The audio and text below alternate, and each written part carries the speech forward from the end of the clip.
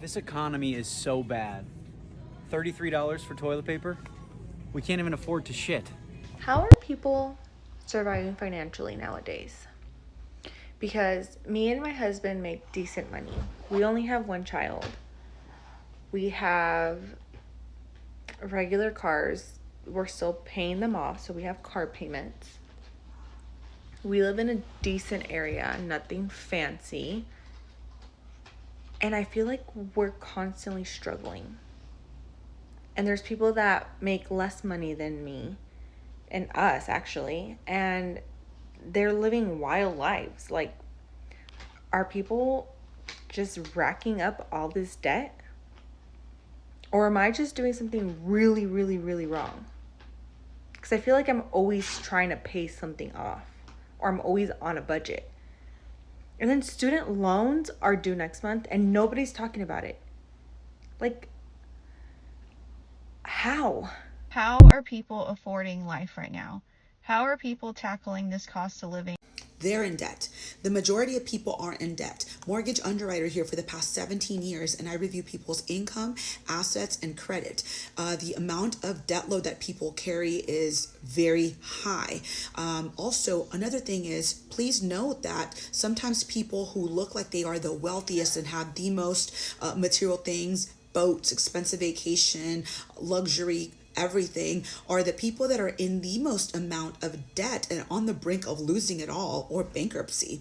And the people that sometimes have the most simple life, use cars, use clothes, or they don't look like anything extraordinary or glamorous, are the people that have the most wealth accumulated and saved. But aside from that, just from reviewing and currently reviewing loans, I also looked at a study in the Federal Reserve Q2 of 2023, and they reported that total American household debt was at $103,000 and 103,358 for Q2 of 2023 for total household debt. And the average used auto payment was $528. The average monthly new car payment was $729. And the average amount of debt per individual was $6,358. These figures are very high, and it is no surprise how some people are struggling right now to make ends meet, even if they have high incomes. So please don't ever feel like you are behind, because sometimes people that may look like they have a glamorous life may be in a worse position than people that don't have that. You are not behind in life, and it is hard for many people, even with a dual income or high income, to make ends meet, be able to save and plan ahead. So follow for more. Guys, I don't know how the average American is making it right now, because from the looks of it, things are just going to hell.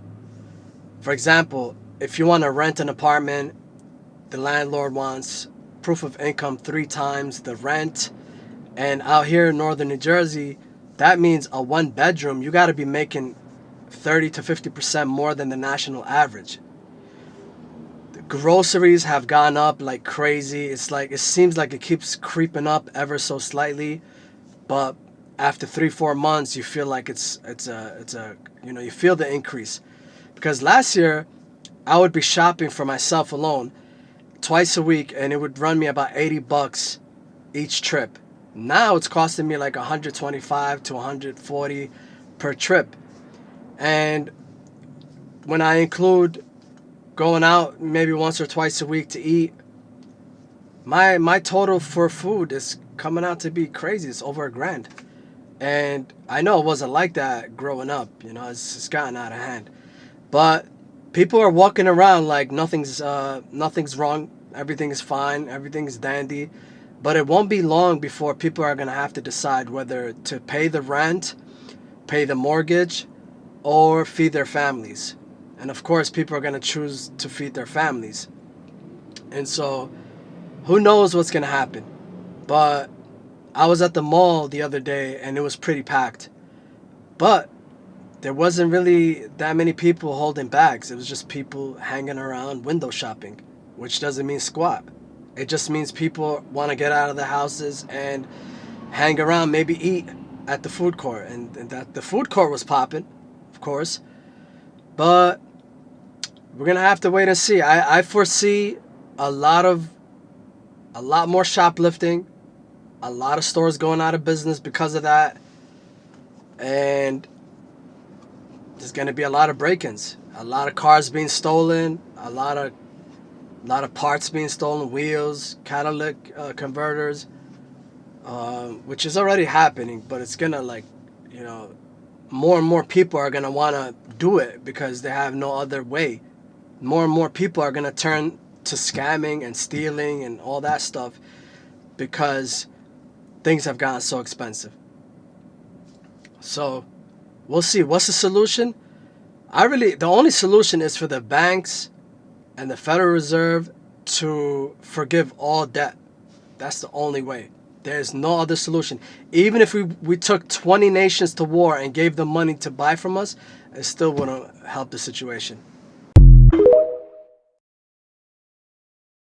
No, wait. Real quick, how much do you think these groceries should have cost? I'm going to tell you right now, I paid $93 for this. $93. Eggs, a little bit of cheese, a little bit of roast beef, a little bit of coffee. I got some supplies to make my green juice. Not all of this makes the green juice, but you get what I'm saying. Some carb balanced tortillas, some pickle pops, I kept it light. Some lemons. This is really not crazy.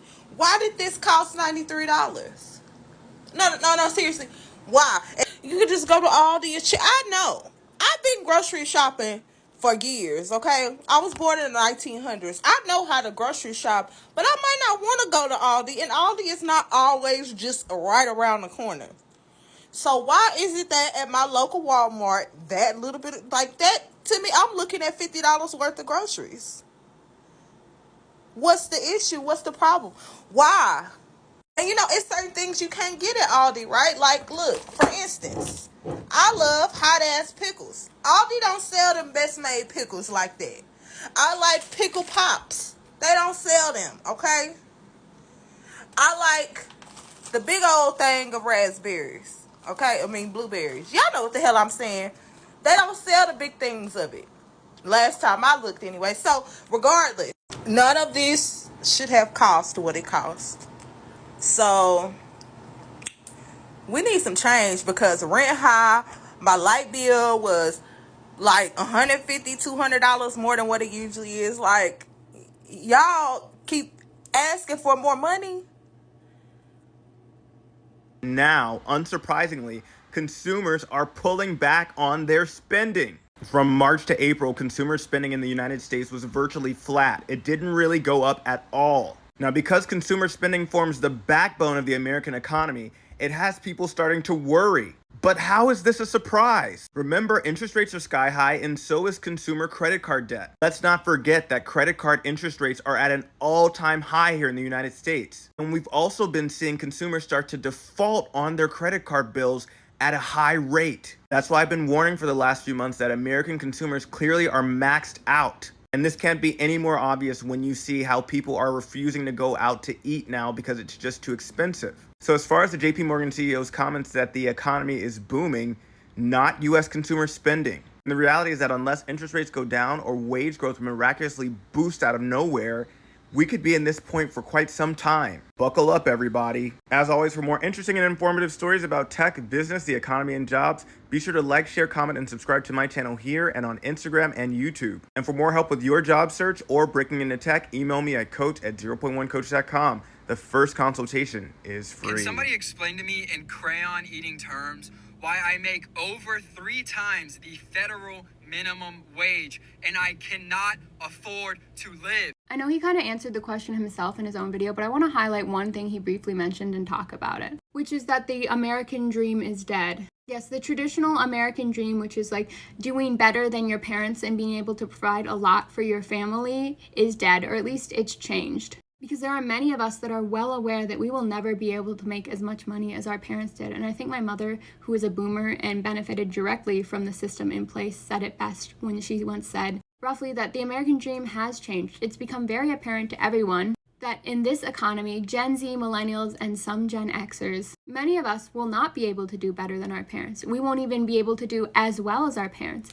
And now the American dream has become just being able to get by, being able to maybe afford a house at some point, maybe have a kid or two if we're lucky enough to make that much money. And a lot of us, myself included, who has now experienced company like financial related layoffs twice so far in the last 2 years since I've entered the job market. You know, those of us who feel like we're constantly in fight or flight about bills and how we're going to keep making it by, it's making us miserable and feel so hopeless. And yes, I could sit here all day and show you graphs of how like inflation is going up, and while wages are going up, it's just not matching inflation. So it feels like we're all just constantly working and working, and the goalpost just keeps getting moved further and further away from us. And yeah, it has a lot of us extremely stressed and worried and feel like just giving up because we're constantly running a race where the finish line is getting moved further out. And I think it's obvious that we're all just really exhausted by it now. I know I am. I'm constantly hitting a wall with all of this.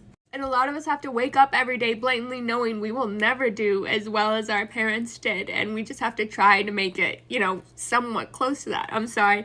My dad passed away several years ago on this date. So I'm just thinking about him, and sometimes I feel like he'd be proud of me, but sometimes I feel like he'd be very disappointed. But he was also an extremely intelligent businessman with multiple degrees, so I think he, more than anyone, would really understand what we're all feeling right now.